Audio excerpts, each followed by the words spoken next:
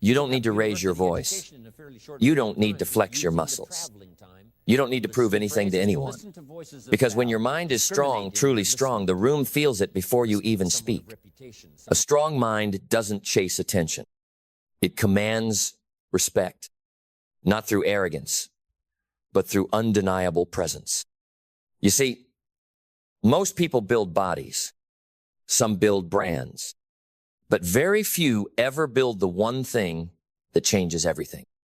A mind so solid, so unshakable, so brutally clear, it terrifies mediocrity. Why? Because a strong mind doesn't need agreement. It doesn't crumble under pressure. It doesn't panic when the plan falls apart. It adapts. It recalibrates. It rises. You want to become unstoppable? Then forget impressing others. Forget fitting in. Forget being liked. Build a mind that doesn't flinch. Build a mind that says, this storm, let it come. Build a mind that scares people, not because you're cruel, but because you're clear. Because your silence is louder than their shouting. Because your calm exposes their chaos. Because your presence makes them realize they haven't done the work. And that kind of power, it isn't born. It's forged. Then let's build it. Because a strong mind isn't something you're born with, it's something you train. And the first step, embrace discomfort like it's your mentor. Most people run from discomfort. They label it as pain. They escape into distraction, into comfort, into anything that numbs the sting. But a strong mind, it runs toward it. Not because it enjoys suffering, but because it understands that discomfort is data. It's proof that you're stretching. It's evidence that you're outgrowing your limits. It's the raw material of transformation. A weak mind says, this is too hard. A strong mind says, this is how I grow. Every challenge becomes training. Every setback becomes feedback. Every no becomes fuel. And when you stop avoiding discomfort, you stop avoiding power. Step 2, ruthlessly control your input. You can't build a strong mind with junk thoughts, just like you can't build a strong body with junk food. If your mind is constantly flooded with gossip, fear, noise, and comparison, how can you expect it to think clearly, create powerfully, or act decisively? A strong mind is a guarded gate. It doesn't let everything in. It filters. It chooses. It protects its peace like a fortress. Because once your attention is hijacked, your clarity is gone. And without clarity, you can't lead. You can't build. You can't stand. Want mental strength? Then master what you watch. Master what you listen to. Master who you allow to speak into your world. You don't have to cut everyone off, but you do have to guard your influence because your mind becomes what it consumes. Step 3, train your focus like it's your life force, because it is. Distraction is the enemy of power, not because it's loud, but because it's subtle. It doesn't destroy you with force, it erodes you with fragments. One notification at a time, one scroll at a time, one excuse, one delay, one mental tab left open for too long. And before you know it, your mind is no longer yours. But a strong mind, it's not just focused. It's ruthlessly focused. Because here's the truth. Where your focus goes, your life follows. Where your attention flows, your identity forms. And if you don't train your focus, the world will train it for you. You want to scare mediocrity? Then lock in. Set blocks of time where you're unreachable. Cut off digital noise. Silence the world so you can hear yourself think, so you can build the internal stamina to stay locked into a task long after the world would have quit. Because this world doesn't need more people with ideas. It needs people with the concentration to execute them. Focus isn't something you have. It's something you practice. And the more you practice, the less space you give to doubt, to drama, to distraction. And when that becomes who you are, people feel it. They don't understand it, but they respect it. They can't manipulate you. They can't shake you. They can't pull you into every crisis because you're anchored. Step 4, make your word law. If you say you're going to do it, do it. Even if no one sees. Even if no one claps. Even if you're the only one holding yourself to that standard. Why? Because a weak mind negotiates with itself. A strong mind, it executes. It doesn't wait to feel like it. It doesn't beg for motivation. It moves because it said it would. Discipline isn't punishment. It's self-respect. And when your word becomes law, you stop chasing confidence. You become it. You embody it. You no longer need to convince anyone of your strength because your consistency speaks louder than your voice ever could. Then, let's finish what we started. Because building a strong mind doesn't end with discipline. It evolves into something deeper, something rare. Step 5, master your emotions or they will master you. Understand this. Your mind cannot be strong if your emotions control your decisions. And emotional strength is not about being cold, stoic, or distant. It's about ownership. It's being able to feel the fear and still move forward. To feel the pressure and stay calm anyway. To feel the weight of the world and not let it bend you out of shape. A weak mind reacts. A strong mind responds. It sees the storm and chooses how to sail through it, not how to scream at the waves. You want real power? Then don't let anger speak for you. Don't let fear drive your choices. Don't let disappointment shut you down. Train your emotional muscle.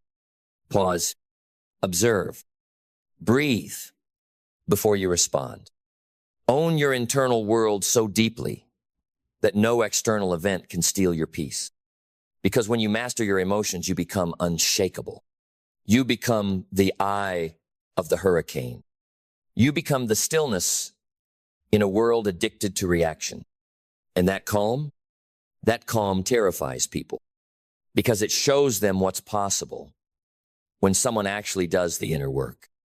Step 6, choose solitude over noise. Most people can't sit alone in silence. They need constant stimulation, a screen, a voice, a distraction. Because if they're quiet for too long, they'll hear the truth they've been avoiding. But a strong mind seeks solitude. It chooses stillness, not because it's easy, but because it's where clarity lives. Because silence sharpens vision. Because alone is where you meet your real self. You want to scare the world? Be the one who's comfortable with themselves, who doesn't need a crowd to feel validated, who doesn't need attention to feel alive, who can disappear for a season and come back 10 times sharper. That kind of person, that's who changes rooms. That's who shifts cultures. That's who leads. And finally, step 7, think long, act daily. The strongest minds are vision-driven. They don't need instant results to stay committed. They don't need overnight applause.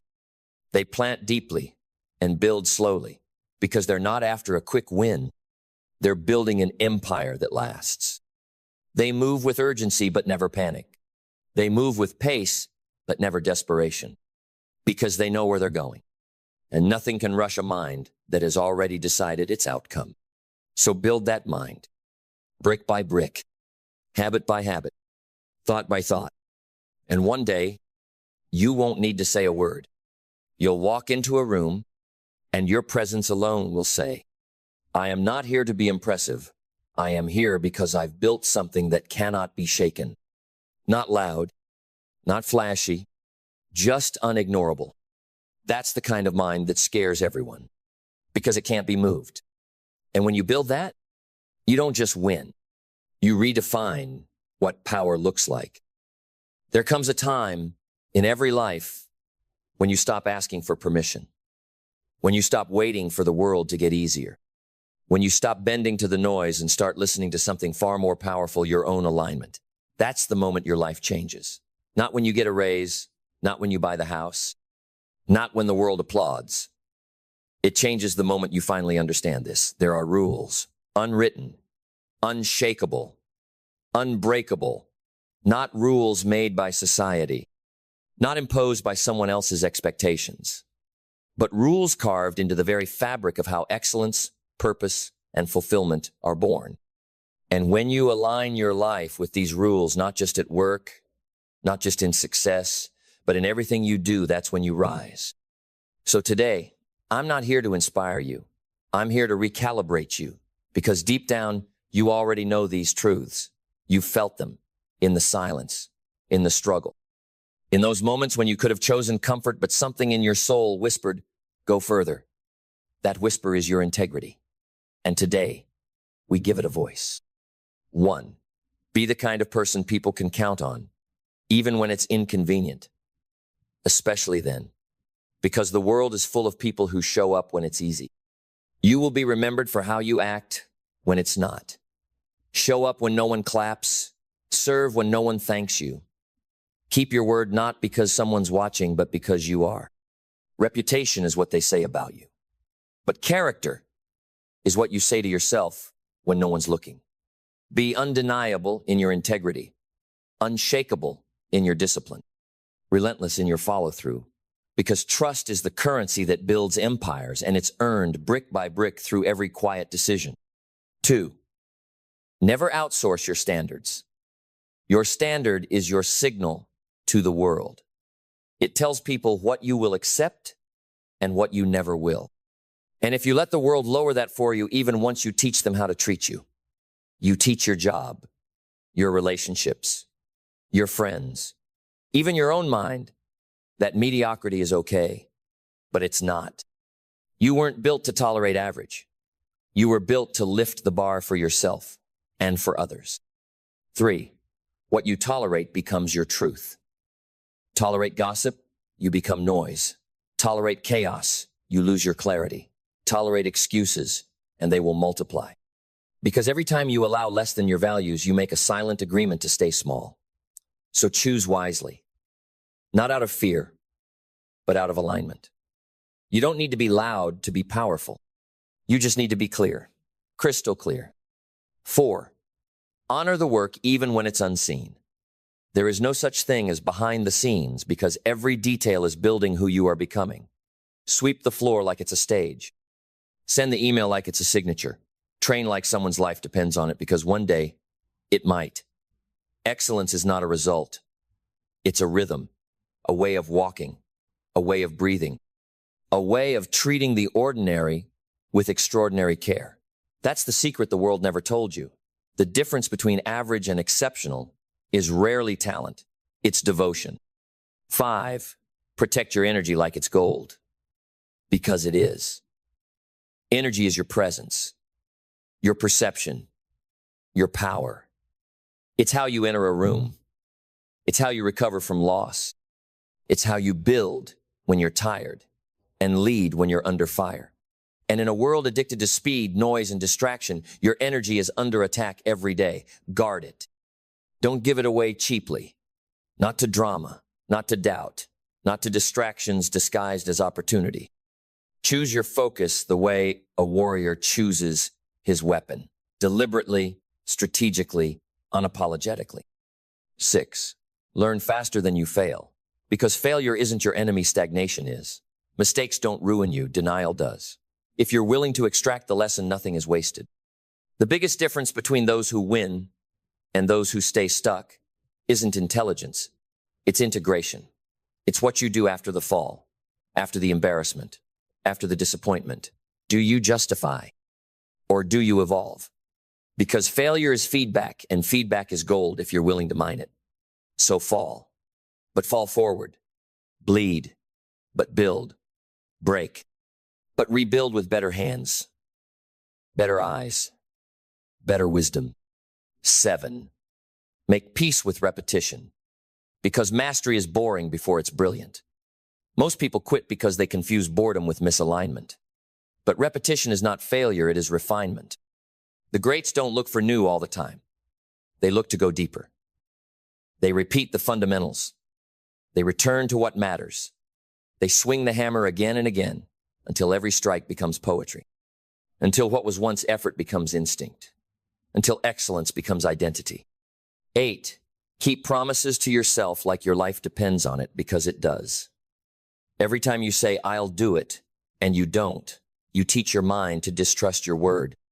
And when you stop trusting your word, you stop trusting your power. You don't need more motivation. You need more follow-through. Start small if you must, but start and don't stop. Because your confidence is not built in hype.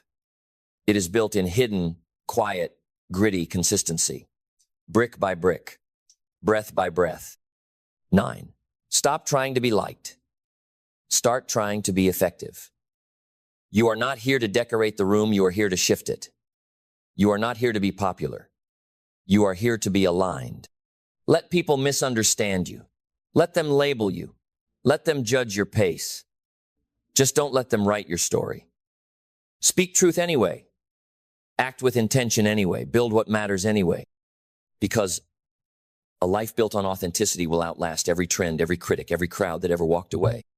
10, never forget who you're becoming. Because in the daily grind, it's easy to get lost in the doing and forget the becoming. But the real work is not what you produce, it's what you embody. It's not just what you accomplish, it's who you become in the process.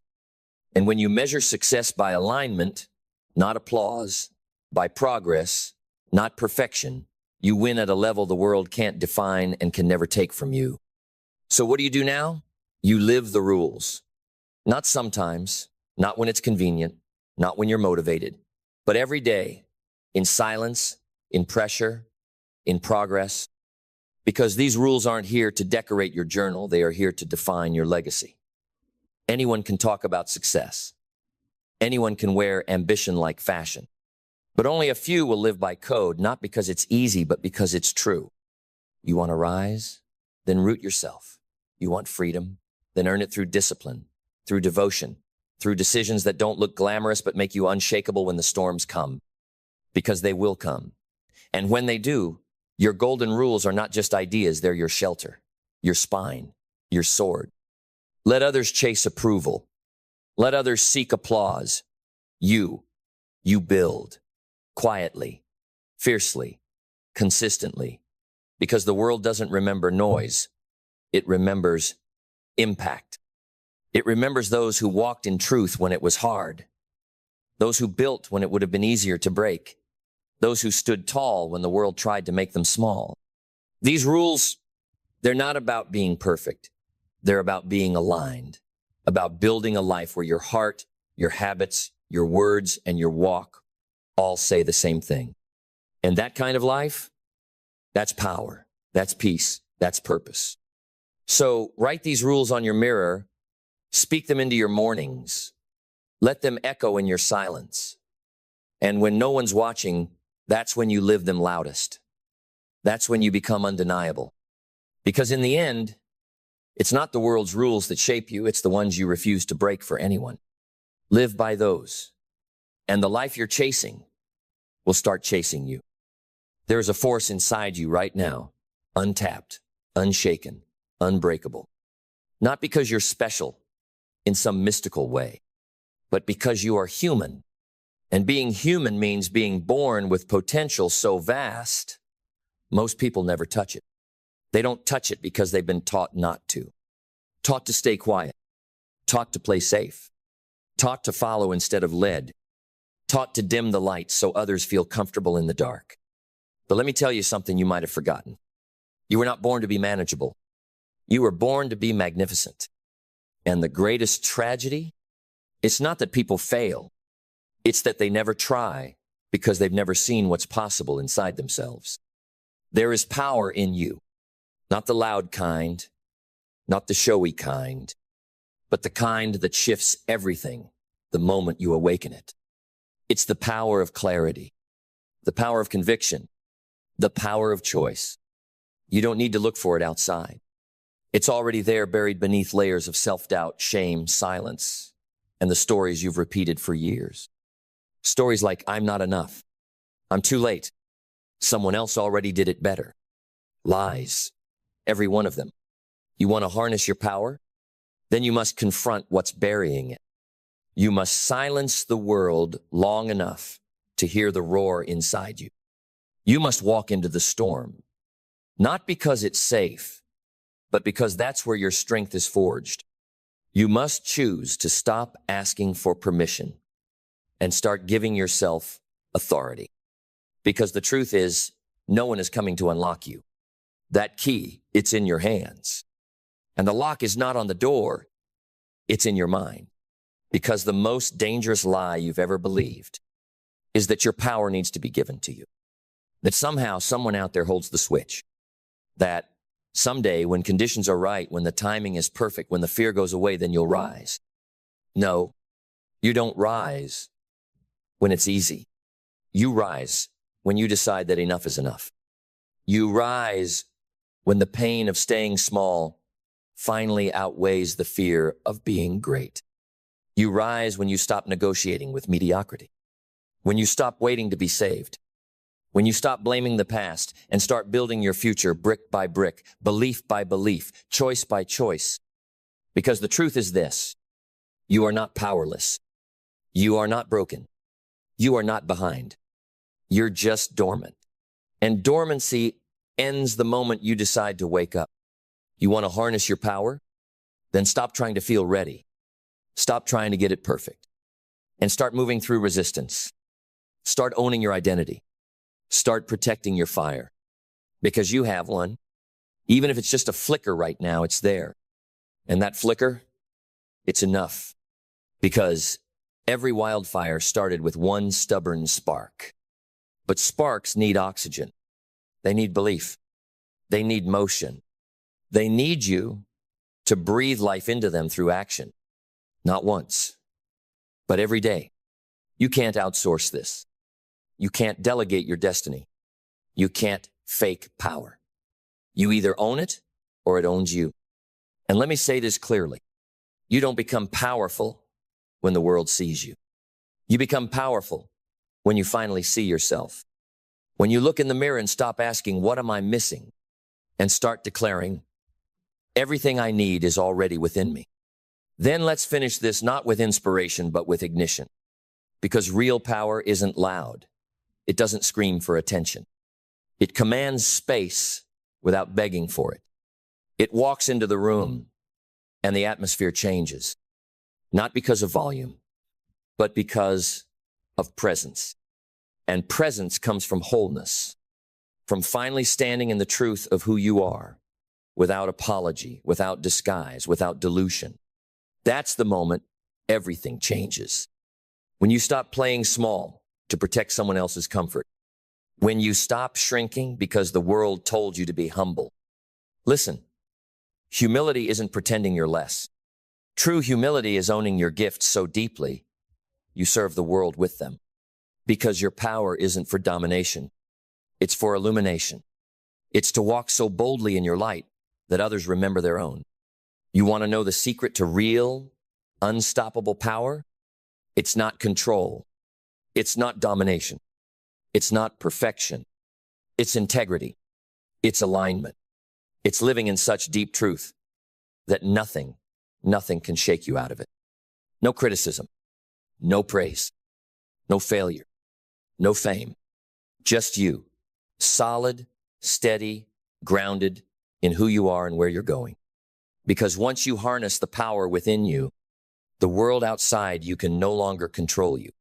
You no longer chase you, attract. You no longer beg, you build. You no longer ask, you embody. And people feel it. They listen differently. They trust you. Not because you're the loudest, but because you're the clearest. Because in a world full of noise, you walk with signal. So stop asking when it's your time. Stop waiting for the right moment. Stop thinking you need more credentials, more followers, more permission. You already have everything it takes. You always have. And if you'll just make the decision today, right now, to stop ignoring the fire and start feeding it, Start fanning it. Start living from it.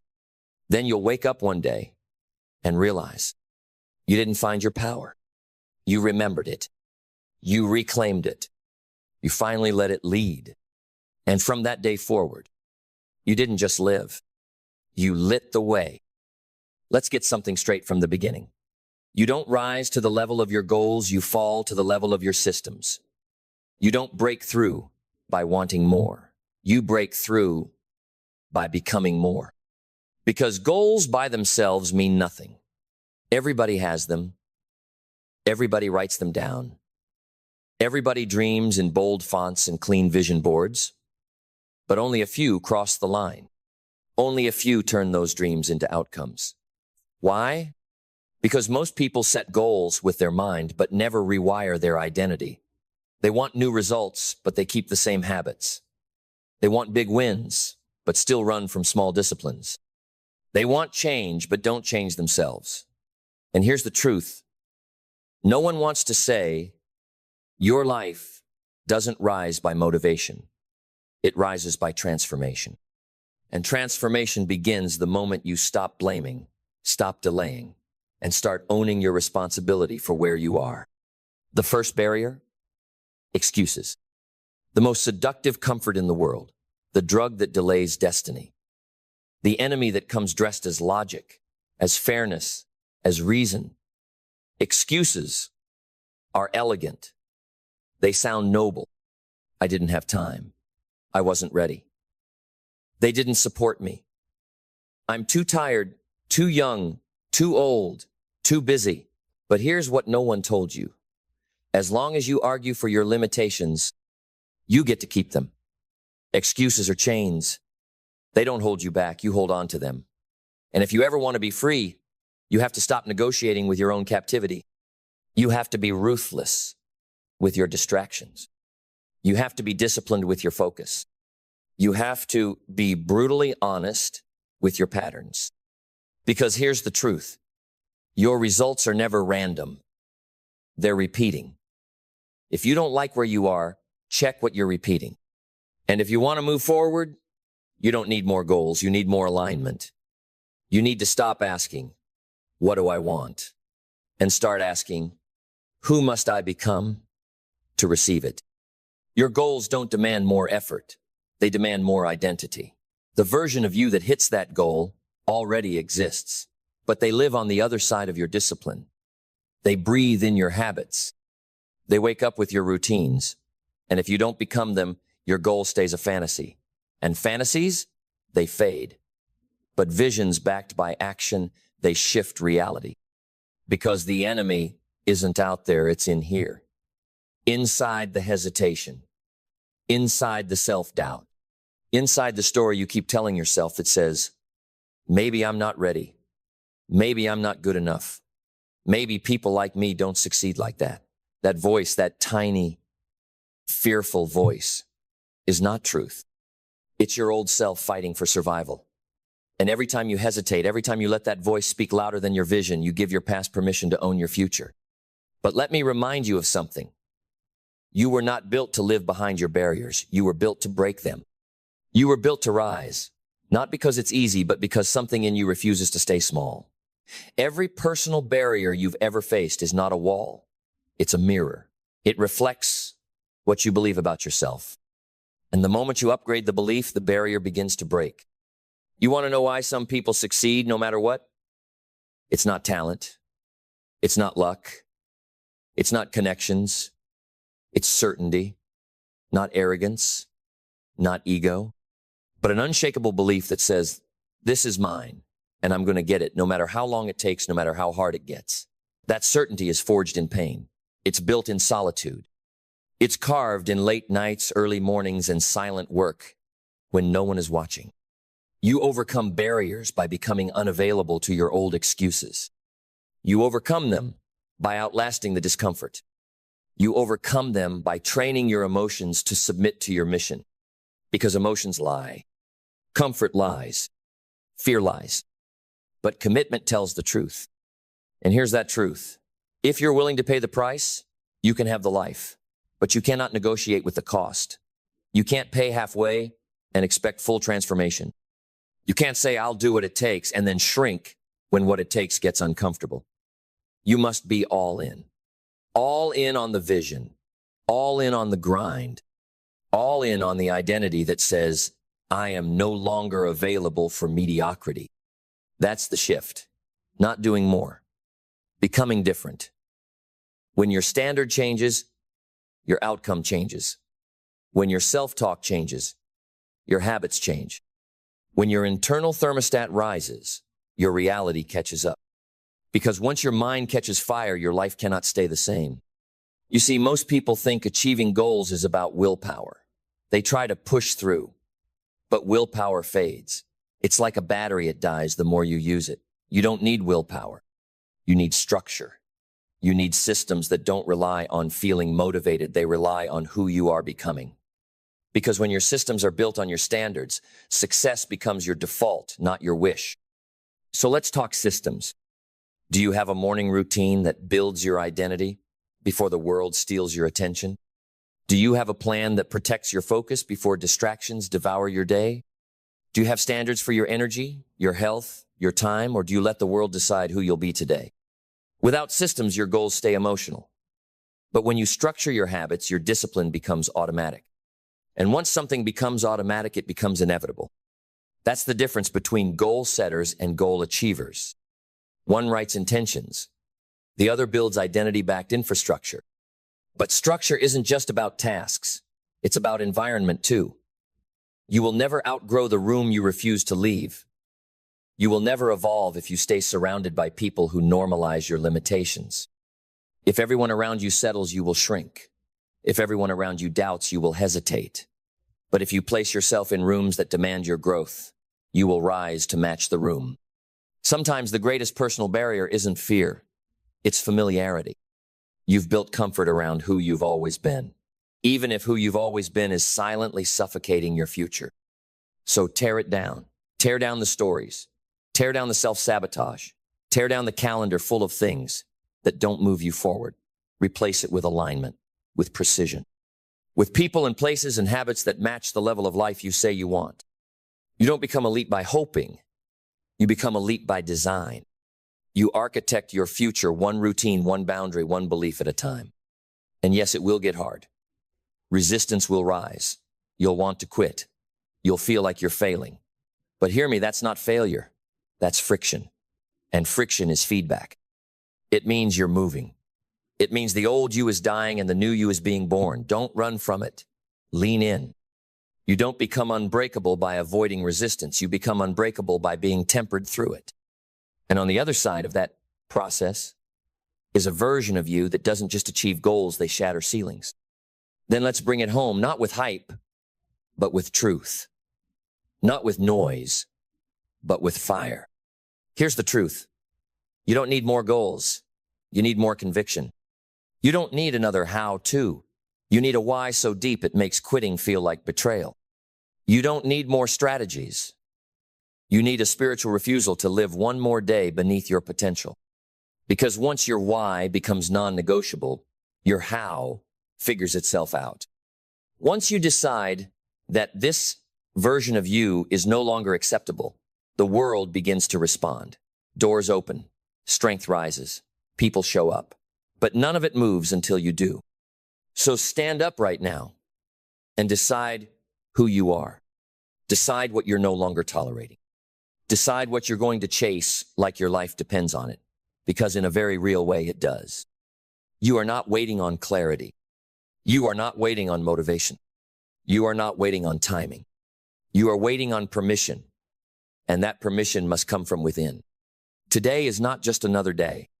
It's the day you choose to own your life, to own your time, to own your standards, to own your voice, to own your vision, to own your outcome.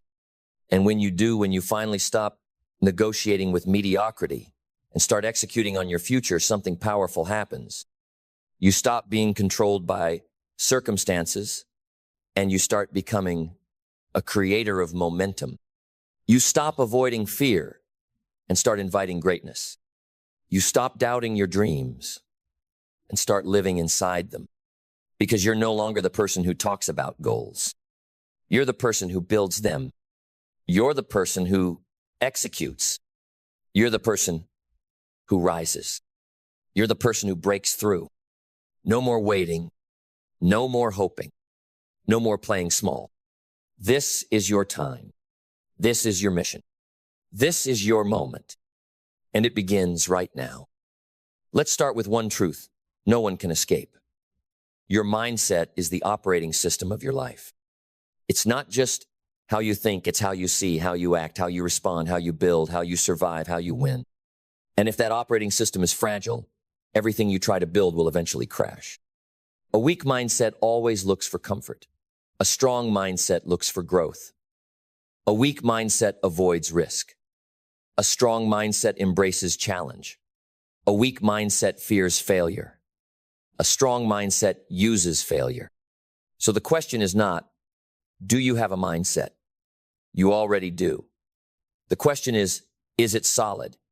Is it trained, sharpened, unshakable under pressure? Because here's the truth. You don't rise to your goals. You fall to the strength of your mindset. When pressure hits, you don't operate at your potential. You operate at the level of your mental conditioning. So how do we develop a solid mindset? Not by accident, not by waiting, not by reading one quote and getting inspired for 5 minutes. You build a solid mindset like you build a fortress stone by stone, choice by choice, discipline by discipline. And the first brick? Clarity. Clarity is the beginning of all inner power. You must know who you are and what you want. Because when you don't know what you want, everything becomes a distraction. But when you are clear, truly clear on what matters to you, the noise fades, the excuses shrink, the path reveals itself. A solid mindset begins with a solid vision, not a fantasy, a vision, something rooted in truth, something you're willing to bleed for. Clarity isn't about pretty words, it's about identity. It's knowing this is who I am. This is what I stand for. This is where I'm going. Next comes responsibility. Because clarity without ownership is just daydreaming. You cannot have a strong mind while blaming the world. You cannot think like a leader while talking like a victim. The moment you start saying, I am responsible, everything shifts. Your language changes. Your posture changes. Your questions change. Instead of, why me? You ask, what now? Instead of who will save me? You ask, what can I build with this? Responsibility isn't blame, it's power. It says, I may not control what happens, but I control how I show up. And when you start showing up consistently, intentionally, daily discipline is born. And discipline, my friend, is the muscle of mindset. Discipline is not motivation. Discipline shows up long after motivation is gone. Discipline is what kicks in when the excitement fades. When no one's watching, when it's cold, when it's hard, when it's boring, when your feelings tell you to quit. Discipline says, we keep going. You want a solid mindset? Train yourself to do hard things, especially when you don't feel like it. Because every time you do what you said you'd do, even when it's uncomfortable, you prove something to yourself. I can trust me. And that trust, it becomes unshakable.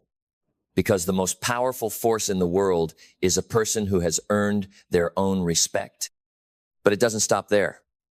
You have to feed your mind daily, intentionally, strategically. Because a strong mind doesn't grow in silence. It grows in conversation with books, with wisdom, with mentors, with ideas that challenge and stretch and sharpen you. Starve your mind of wisdom, it weakens. Feed your mind truth, perspective, insight, and it sharpens into steel. A solid mindset is not just positive thinking. It's accurate thinking. It's seeing reality for what it is and choosing power over panic. It's facing setbacks without folding. It's meeting adversity with calm eyes and a steady hand. And let's be clear, adversity is not the enemy. Adversity is the trainer, the sculptor, the fire that forges. A weak mindset runs from adversity. A solid mindset says, thank you, now let's grow. You build that response. through repetition. You face the fire, not once, but over and over until your nervous system learns, this won't break me. Then comes focus. A scattered mind cannot stand strong. Clarity gives you direction. Responsibility gives you control.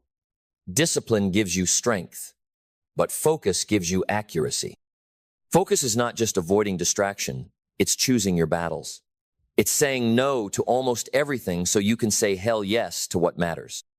It's eliminating noise, cutting fluff, ignoring opinions, and locking in on your path with tunnel vision.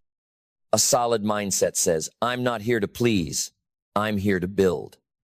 I'm not here to impress, I'm here to rise. I don't need validation, I have direction. And with focus comes patience. Because strength without patience is fragile. You must know that greatness takes time. Mastery takes seasons. And mindset real, unshakable mindset is not built in a weekend. It is carved over years. So stop looking for instant transformation. Start stacking quiet victories. 1 rep, 1 hour, 1 decision at a time. Brick by brick, you are becoming unbreakable. Decision by decision, you are laying the foundation of a mind that does not collapse under pressure, that does not beg for comfort, that does not yield to fear. You want power? You want freedom? You want influence? It starts here inside. Because until the war within is won, every external victory will feel empty. But when your mind is solid, your life becomes unstoppable. Not easy, but unstoppable. Because the person with a strong mind doesn't wait for the storm to pass. They walk into it. They carry the calm. They become the storm. You become the storm not because you enjoy chaos, but because you are no longer afraid of it. Because you've built a mind that holds peace in pressure, focus in distraction, and fire in silence. Most people crumble under weight, but not you, because you've trained for it. You've practiced thinking clearly when others panic. You've conditioned your thoughts like a warrior sharpens a blade daily, deliberately, relentlessly. So when the world throws noise, your mind stays still. When circumstances shake, your foundation holds. And that stillness, it becomes your weapon, your edge, your shield. Because a solid mindset is not loud, it's calm, it's composed. It doesn't need to announce itself, it simply endures. It executes, and it elevates everyone around it. And here's something no one teaches enough. A solid mindset isn't rigid, it's adaptable. Strength is not about resistance, it's about resilience. The oak stands tall, but it's the bamboo that bends and survives the storm. So train your mind to flex, not snap, to adjust, not quit, to evolve and not retreat. Because a truly powerful mind isn't the one that always pushes forward blindly. It's the one that knows when to pivot without losing purpose. Adaptability doesn't mean weakness, it means wisdom. It means you're not attached to methods, you're committed to the mission. The how may shift, the why never does. And that's what sets solid thinkers apart. They know what matters. They filter fast. They recover faster. They make decisions not from fear, but from vision. Vision is what keeps your mindset from falling into survival mode. Because survival is instinct. But vision is a discipline. It's seeing not just what is, but what could be. It's not just reacting, it's leading. So build your mindset on vision. See the long game. Speak the truth, even when it shakes your voice. Hold the standard, even when no one else does. Look ahead not with fantasy, but with intention. And work relentlessly, not because hustle is the goal, but because alignment demands effort. When you believe in something deeply, you show up like it matters. You wake up and you build not someday, but today. Not perfectly, but fully. Because here's the ultimate truth. A solid mindset is not about always feeling strong. It's about acting strong, especially when you don't feel like it. It's about doing the work when the motivation is gone. Staying the course when the crowd disappears. Choosing progress when comfort is calling. Because progress is built in silence. in the moments no one sees, in the hours no one applauds, in the decisions that feel small but shape everything. You want to develop a solid mindset? Then embrace the boredom, embrace the repetition, embrace the grind. Because greatness isn't forged in excitement, it's forged in consistency. And consistency is not sexy. It's not glamorous. It's not a highlight reel. It's waking up when you'd rather sleep. It's showing up when no one's watching. It's doing it again and again and again until your mind no longer negotiates with weakness. That's where transformation happens. In the ordinary, in the invisible, in the unseen hours where discipline drowns out doubt. A solid mindset is not built by chance, it's engineered. Built with the bricks of clarity, responsibility, discipline, focus, patience, and adaptation. Held together by repetition. Strengthened by struggle. Elevated through vision. It's not about being the smartest, it's about being the most committed, the most consistent, the most unshakable. Because the world bends to those who refuse to fold, to those who lead themselves first, before ever trying to lead anyone else. And that is the work. Not flashy, not fast, but real. And the more you commit to that work, the more the results take care of themselves. You won't need to chase success. Your mindset will attract it. You won't need to seek approval. Your clarity will command it. You won't need to fear failure. Your resilience will outlast it. And when that mindset is in place, you become dangerous. Not because you're arrogant, but because you're aligned. Because you've done the inner work that makes the outer work inevitable. You don't hope anymore, you build. You don't wait anymore, you move. You don't collapse anymore, you rise. Again and again and again. That is what it means to have a solid mindset. Not a moment, a lifestyle, not a feeling, a foundation, not something you visit, but something you become.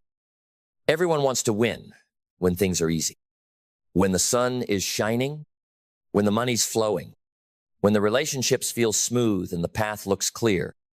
But the true test of your character, the moment that separates the talkers from the doers, the average from the extraordinary, is how you show up when the sky turns dark, when the storm hits, when no one's cheering and everything feels like it's falling apart. It's not what you do when you feel strong. It's what you do when your knees are shaking, your faith is flickering, and life is whispering in your ear. Maybe you're not enough. Because here's the truth. Winners aren't born in comfort. They're forged in crisis. They are built in the shadows of doubt, in the back rooms of disappointment, in the silence when no one is watching and no one is clapping. You don't learn how to win in easy times. You learn how to win when everything is screaming at you to give up, when life pulls the rug, when the plans fall apart, when people turn their backs. That's where the real ones rise.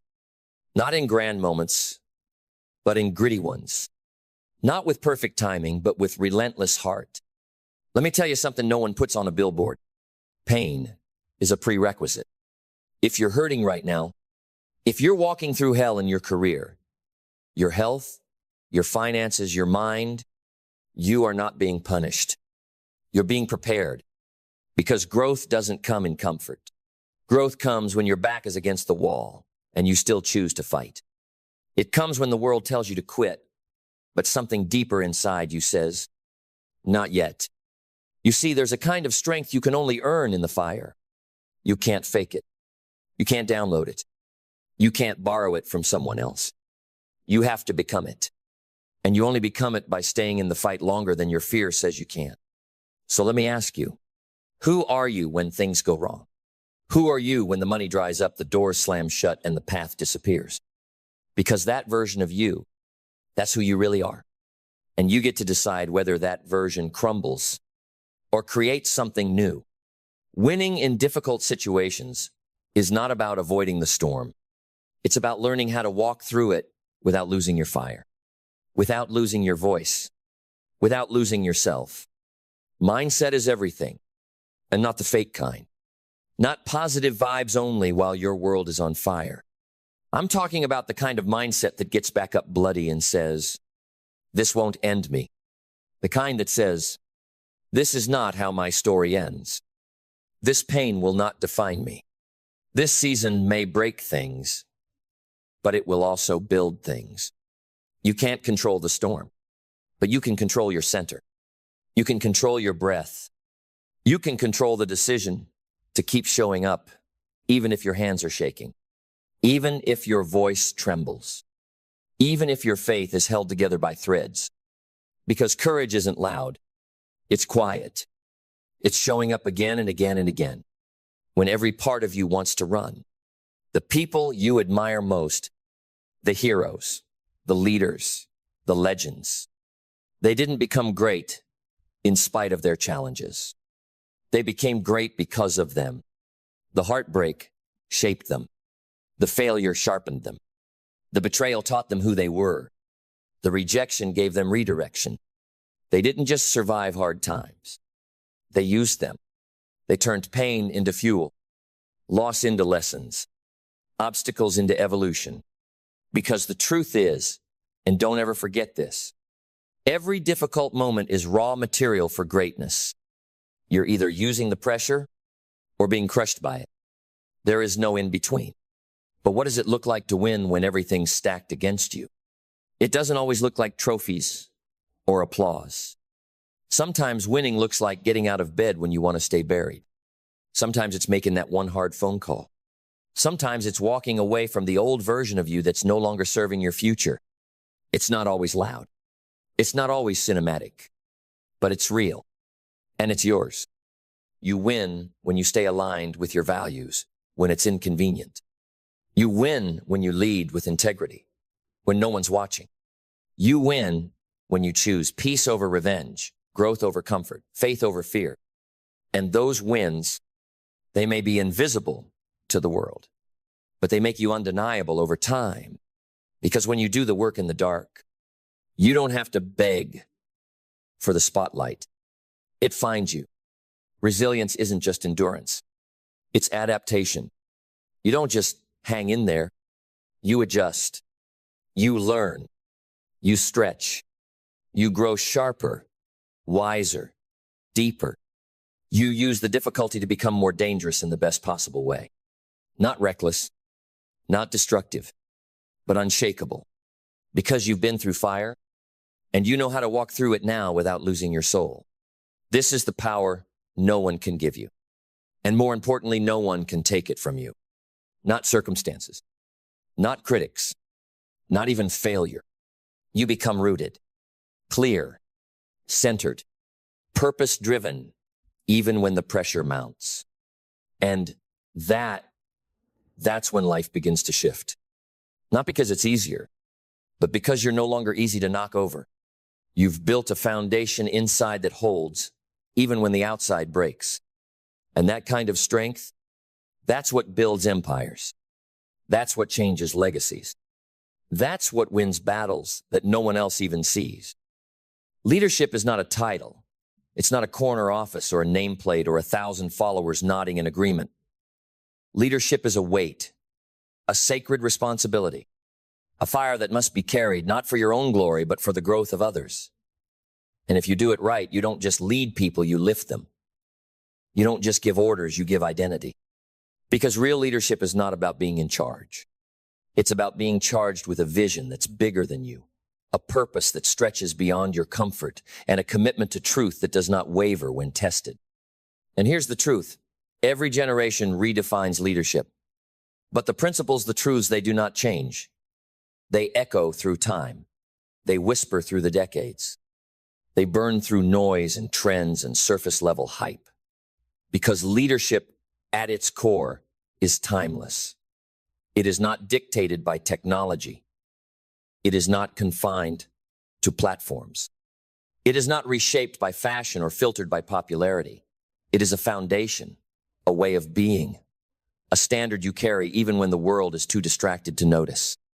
The greatest leaders, from ancient kings to modern CEOs, from battlefield generals to high school mentors, all carry the same flame. It's the flame of responsibility, the flame of vision, the flame of sacrifice. They all understood one thing. Leadership isn't about having power over people. It's about holding power for people. It's about becoming the kind of person others can trust with their future. And trust, that's the real currency. You don't lead with fear. You don't lead with manipulation. You don't lead with charisma alone. You lead with trust, earned slowly, kept fiercely. And trust is built not in speeches, but in standards, in how you show up when the spotlight is gone, in how you respond when the pressure rises, in how you treat those who can't offer you anything but honesty. If people trust your character, they will follow your vision. So, if you want to lead, truly lead, you must first lead yourself, because you cannot take people somewhere you haven't gone. You cannot demand discipline in others if you make excuses in private. You cannot call for vision if you're still hiding from clarity. Leadership begins not with authority, but with alignment. You must become the standard you speak about. You must become the proof before you become the plan. Because people don't follow instructions. They follow example. And this is where most fail. They want the influence without the inner work. They want the loyalty without the integrity. They want the spotlight without carrying the torch. But you can't fake depth. You can't shortcut trust. You either embody the values or you violate them. There is no neutral ground. Because every time you speak, your team is watching. Your family is watching. The next generation is watching. And what they need from you is not inspiration without substance. They need consistency without cracks. Your words mean nothing if your habits scream something else. Your mission is just noise if your mindset is still at war with itself. That's why real leadership begins in silence, in the moments before the decisions, in the way you carry your own chaos, in the standards you set when no one is looking. You don't wait to lead when the time is right. You lead when it's hard, when it's unclear, when it's unpopular. That's when your voice becomes a compass, not a microphone. Because leadership is not about being liked. It's about being trusted. And trust often requires saying what no one else will say, doing what no one else wants to do, making the call that others will avoid. You cannot fear being misunderstood, because if your values are true, they will outlive the criticism. And if your vision is real, the right people will find their way to it, not because you shouted louder, but because you stood stronger. And when it comes to generations old and new, the true test of leadership is not how much you teach, but how much you're willing to learn. You must be rooted in wisdom, but flexible in expression. You must honor the past without becoming trapped in it. You must welcome the future without forgetting what matters. Every generation sees the world differently, and that's not a threat. It's an opportunity. Because leadership that lasts is leadership that listens. Younger generations don't want perfect leaders.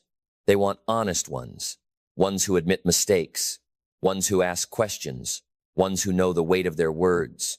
And older generations, they want relevance, but they also want reverence. They want to know their sacrifices meant something, that their scars became bridges, that their lessons are not discarded, but woven into progress. That's your job. To stand between generations, not as a divider, but as a bridge. To take the strength of the past and the potential of the future and forge something timeless. Something rooted in character, not clout. In courage, not convenience. Because the leaders who last, the ones remembered long after their voices fall silent, are not the loudest in the room. They are the deepest. They don't need to dominate. They don't need to shine. They need to serve. And not in a way that begs for recognition, but in a way that builds people, that raises standards, that strengthens culture, that multiplies vision through the hearts of others. Because service isn't weakness. It's the highest form of strength. It says, I am here not to be above you, but to walk with you. And to serve like that, you must be humble enough to admit you don't know everything.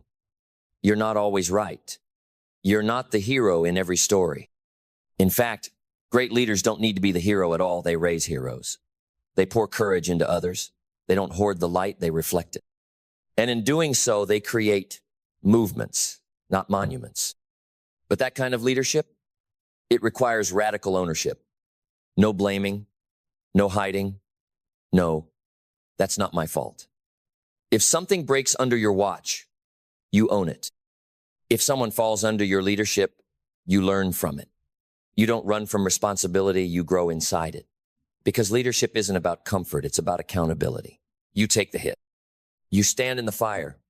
You look people in the eye and say, this is on me and I'll fix it. And that kind of ownership builds resilience. Because let's be honest, leading people will break your heart. It will test your patience. It will stretch your capacity. You'll be misunderstood, betrayed, ignored. You'll give everything and watch people walk away like it was nothing. And still you stay. Still you build. Still you rise. Because resilience isn't just about bouncing back. It's about growing stronger while you carry the weight. It's about continuing to believe in the mission, even when no one else claps, even when the room goes quiet, even when your hands shake and your voice is tired. You show up again and again and again, because your presence, your consistency becomes the proof, the evidence that says this matters, the signal that says you're not alone. Because sometimes the most powerful leadership isn't in your speeches, it's in your stability. And if you really want to lead across generations, you must give more than instructions. You must give identity. Help people see who they are. Remind them of what they can become. Pull out the greatness that's hiding beneath insecurity, pain, and doubt. That's not management. That's ministry. That's not systems. That's spirit. That's the difference between a boss and a builder. So build. Speak life into people who are used to silence. Believe in those who've forgotten how to believe in themselves. Lead in such a way that your presence is not about being needed, but about empowering others to no longer need you. That's legacy. That's leadership. And when your leadership becomes a mirror, when people see their own potential more clearly because of how you showed up, then you haven't just led a generation. You've lifted it. Let me tell you something most people never figure out. The world doesn't move on truth alone. It moves on belief. It moves on influence. It moves when someone somewhere says the right words, in the right tone, at the right time, and suddenly doors open, minds shift, resistance melts, and people say the one word that changes everything. Yes, not because they were forced, not because they were tricked, but because something about that moment, something about you, gave them permission to believe, to trust, to follow, to take a chance. This is the art of persuasion. And let me be clear, this is not manipulation. This is mastery. The mastery of connection, the mastery of energy, the mastery of intent. Because when you truly understand what makes people say yes, you no longer chase opportunities, you create them. You don't hope for influence, you command it. You don't beg for attention, you earn it. With presence, with power, with purpose. And the first secret, the foundation of all persuasion is certainty. People do not follow need. They do not follow desperation. They do not follow indecision. They follow certainty. The one who moves people is the one who knows who they are, what they believe, and where they're going, and they say it like they mean it. If your voice trembles, the room will doubt. If your conviction is weak, the world will hesitate. But when your soul speaks with alignment, with conviction, with clarity, you don't just communicate, you transmit. Certainty is magnetic. It draws people in, not because you're louder, but because you're clearer. And clarity is the rarest language of all. So I'll ask you, no. Were you clear on who you are? Because persuasion doesn't start with other people. It starts with persuading yourself. You must become the first believer in what you say. You must be sold on the value you bring. You must know in your bones that your offer, your message, your vision is worth leaning into. And if you don't believe it, no one else will. This is the internal work that fuels external power. Next comes the rhythm of words. The way you speak matters. Have you ever noticed how some people can speak a single sentence and the room quiets, while others ramble for hours and say nothing of weight? It's not just what they say, it's how they say it. Great persuaders speak with structure. They speak with music. Their words have a pulsy rise and fall, a cadence that feels inevitable. not rushed, not chaotic intentional. Because humans don't just respond to logic, they respond to feeling. They say, I don't know why, but I just feel like I can trust her. I can't explain it, but something about the way he said it, it stuck with me. That's not an accident. That's technique. That's tone. That's the art of landing your words in the nervous system, not just the brain. But none of that works without presence. Presence is persuasion's secret weapon. When you are truly here, when you are fully in the moment, not scattered, not rehearsing, not doubting, but rooted, people feel it. Presence is rare in a distracted world. And anything rare becomes valuable. So the moment you show up fully attuned, alert, listening, grounded, you become powerful. Most people live like ghosts, half present, half distracted, half alive. But when you bring your whole self to a conversation, when your eyes say, I see you, when your energy says, I'm with you, when your words say, I understand you, people lean in, they open, they soften, and the gate to influence swings wide open. And let's talk now about the greatest tool in the persuader's arsenal. Questions. See, amateurs speak to convince. Masters ask to uncover. Because the secret to getting people to say yes is not to tell them what they need, it's to help them realize it themselves. And nothing pulls truth from the soul faster than the right question. Why do you think that hasn't worked for you yet? What would it mean to finally get this handled? If you knew success was guaranteed, what would you do next? These are not random. These are precision tools designed to bypass the surface and hit the core. Because here's the truth. People don't change because of your advice. They change because of their own realizations. So the great persuader is not a preacher, they're a mirror. They hold space for clarity to emerge. They create conditions for truth to rise. They ask, they listen, and they reflect what others have been too afraid or too distracted to see. And then only then do they guide. Because persuasion is a dance, not a dictatorship. It's a rhythm of give and take, speak and pause, offer and wait, push and release. And just like a dance, it requires attunement to mood, to energy, to resistance. You don't bulldoze someone into yes. You invite them into it. You make the path appealing, obvious, irresistible. And the way you do that is through story. Facts tell, stories sell, because stories bypass skepticism. They slip under defenses. They make people feel something. A statistic makes you nod. A story makes you believe. You can say 90% of people fail because they never take action. And someone might agree. But if you say, let me tell you about a man I knew, talented, hungry, filled with potential, but he waited too long. He kept saying, next week, next year, when I'm ready. And when life finally handed him the opportunity, he had no fire left to take it. That hits different. That lands because we are wired for story.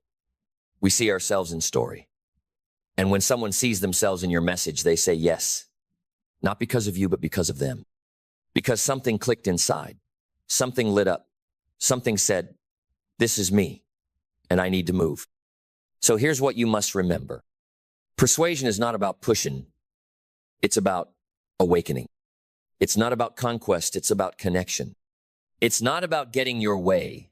It's about showing someone their way more clearly, more powerfully, more vividly than they've ever seen it before. This is not about trickery. This is about transformation. And you can only lead others there if you've walked it yourself. So become persuasive not by learning tactics, but by becoming magnetic. By being so aligned with your message, so congruent with your energy, so present with your words, so generous with your intent, that people don't just hear you, they trust you. Because the most persuasive person in the room is not the one with the loudest voice, it's the one with the clearest spirit. And when your spirit speaks, the world says yes. There is another truth no one talks about enough. Persuasion, real persuasion, begins before a single word leaves your mouth. It begins with how you see the world, because your view of people determines your approach to people. If you see people as obstacles, you'll try to overpower them. If you see people as wallets, you'll try to sell them. But if you see people as mirrors, reflections of the same hunger, fear, longing, and hope that lives in you, then you don't try to conquer them, you connect. And when people feel that you see them not just as a means to an end, but as human, worthy, important, they listen. Not because you demanded attention, but because you earned resonance. You touched something ancient inside them. You reminded them that beneath the noise, the roles, the masks, we are the same. That's the paradox of persuasion. You become more powerful the moment you stop trying to win people and start trying to understand them. That's when everything shifts, because now you're not speaking at them. You're speaking from within them. And here's where clarity comes in. You cannot persuade if you are not clear. If your mind is foggy, your message will fumble. If your intention is scattered, your influence will fall flat. The world is full of noisome millions of voices shouting at once. So when you speak, you better make it count. You better speak with a blade, not a broom. Cut through, pierce through, hit the heart. That means before you open your mouth, you must ask yourself, what do I really want them to feel? What do I want them to know? What decision do I want them to make, not just in their mind, but in their bones? Clarity sharpens your energy, and people can feel when you're clear, just like they can feel when you're bluffing, when you're vague, when you're uncertain, even if your words are smooth. Don't underestimate the radar people have for realness. You want to be persuasive? Be clear. You want people to say yes? Give them a reason to trust your direction, because clarity leads, and people want to follow someone who knows where they're going. Now let's talk about vision, because persuasion isn't just about solving problems. It's about casting possibilities. The greatest persuaders don't just convince you to leave where you are. They paint a picture of where you could be. They hold a mirror to your potential, not just your pain. They don't say, you're broken, let me fix you. They say, you're powerful, and I'm here to wake it up. That's vision. Vision makes people rise. Vision makes people move. Because people aren't hungry for more products, more noise, more empty promises. They're hungry for meaning, for purpose, for a story worth stepping into. And if you can describe the future better than they can imagine it, they'll follow you straight into it. But here's the catch. You cannot give a vision you haven't seen yourself. You must have tasted it, touched it, believed it. You must speak of the mountaintop because you've climbed either, because you're climbing it now. If your vision is borrowed, recycled, half believed, no one will follow you, because we can't lead people into places we're not willing to go. So before you try to get anyone else to say yes, you need to say yes to your own vision, yes to the work, yes to the responsibility, yes to the pressure of carrying purpose in a world that celebrates noise over truth. And when your yes is real, when your yes has roots, others will feel it. Let's bring in the muscle that supports it all. Discipline. Because you can have clarity. You can have belief. You can even have vision. But if you don't have discipline, you will be inconsistent. And inconsistency kills persuasion. One day you're lit with energy. The next day you disappear. One day you're inspiring. The next day you're scrambling. And people notice, because consistency builds credibility. Discipline says, you can count on me. I don't show up only when I feel like it. I show up because I said I would. You want to persuade others? Start by keeping the promises you make to yourself. If you say you're going to study, do it. If you say you're going to train, do it. If you say you're going to build, speak, write, lead, do it. Not perfectly, but persistently. Because when you respect your own word, others begin to trust it too. Discipline doesn't make you robotic. Discipline makes you reliable. And in a world filled with broken promises, unreliability, and fake charisma, being real, consistent, and clear is your greatest competitive edge. Let's now talk about what turns words into motion. Action. You can know all the techniques. You can read all the books. You can listen to all the speeches. But none of it matters until you use it. Until you test it. Until you risk hearing No. Because here's the truth. Persuasion is not theory. It's practice. It's sweat. It's rhythm. It's rejection. It's recalibration. And every great persuader you admire today, they weren't born with the ability. They built it through awkward conversations, through feedback, through misfires, through refinement. So stop waiting until you know enough. Stop preparing endlessly. Stop thinking your confidence will come before you act. Confidence doesn't precede action. Confidence is the reward for courage. Say that again. Confidence is the reward for courage. It's the fruit of showing up again and again, even when your voice shakes, even when the room goes cold, even when they don't buy, even when they don't clap, because you're becoming the person who leads anyway. That's real power. That's real persuasion.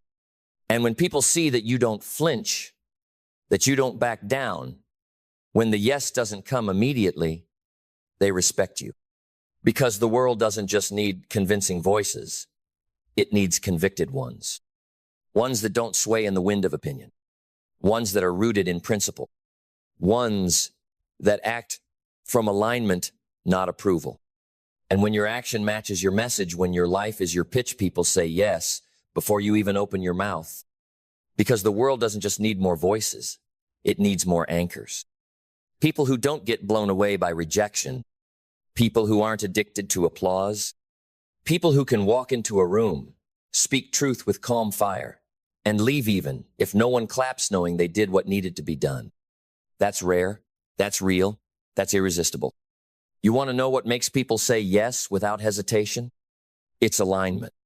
When your words match your energy, when your actions match your message, when your story matches your standards, you become undeniable. You become someone others want to follow, not because you told them to, but because they feel safer in your direction than in their own hesitation. And here's another truth. People don't just say yes to you.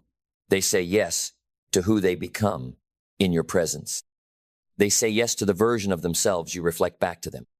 So, if you want to be more persuasive, stop obsessing over your pitch and start elevating your presence. Because presence creates permission. When someone feels seen by you, when someone feels understood by you, when someone feels lifted by the way you hold space for their highest self, they say yes because they want more of that. They want more of themselves, the way you showed them they could be. That's not sales. That's service. That's not closing. That's calling. Because great persuasion isn't about pushing people across the finish line. It's about drawing out the hero that's been waiting to rise. So now we arrive at one of the most overlooked, yet most potent pieces of persuasion. Gratitude. Yes, gratitude. Why? Because gratitude is grounding. Gratitude keeps your influence from turning into arrogance. It keeps your power pure. When you're grateful not just for outcomes, but for the opportunity to speak, to serve, to lead you, stop sounding like a manipulator and start sounding like a missionary. And people can feel that difference. Gratitude brings humility. Humility brings trust. And trust opens doors that strategy alone never could.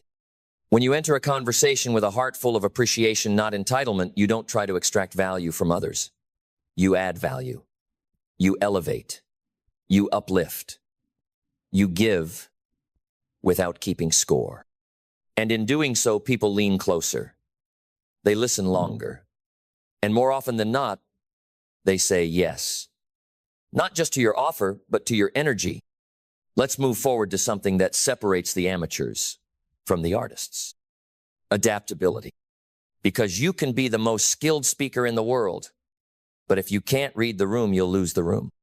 If you can't sense when to lean in and when to pull back, if you can't pivot when someone's guard goes up, if you deliver a scripted monologue while ignoring the signals right in front of you, you become predictable. And persuasion dies in predictability. The greatest persuaders are not locked into scripts. They're synchronized with the moment. They listen. They feel. They observe. They respond. They adjust their tone, their pace, their volume, their story, not to manipulate, but to meet people where they are. Because if you meet people where they are, you can take them where they've never been. But if you preach from a distance, you'll never move them an inch. So ask yourself, are you trying to be impressive or impactful? Because adaptability is not weakness, it's wisdom. You're not changing your truth. You're changing your delivery so that the truth actually lands. This is where resilience enters. Because, let's be honest, there will be people who don't say yes. There will be doors that don't open. There will be audiences that stare blankly, clients who ghost you, critics who mock you, and even friends who doubt you. And in those moments, your ego will want to shut down, to pull back, to protect itself from rejection. But your mission has to be stronger than your pride. Because if one no can make you question your message, you were never carrying a message. You were carrying a need for approval. But if you can keep speaking truth even when it echoes, if you can keep showing up even when your voice trembles, if you can hold your ground not with aggression but with peaceful certainty, you become unshakable. And that is when people start to trust you. Because they're not just watching what you say, they're watching what you do when it's hard. Resilience is persuasive. Because when others fold and you stay, when others fade and you remain, when others doubt and you still deliver, people can't ignore you anymore because you've become something very few ever become. Reliable. Reliable people are rare, and what is rare becomes valuable. In a world where people quit at the first sign of discomfort, in a world where everyone wants to be heard but few want to listen, in a world where people show up only when it's easy, you become persuasive the moment you consistently do what others refuse to. You show up, not for attention, but out of alignment. You speak, not to impress, but to impact. You ask, not to control, but to connect.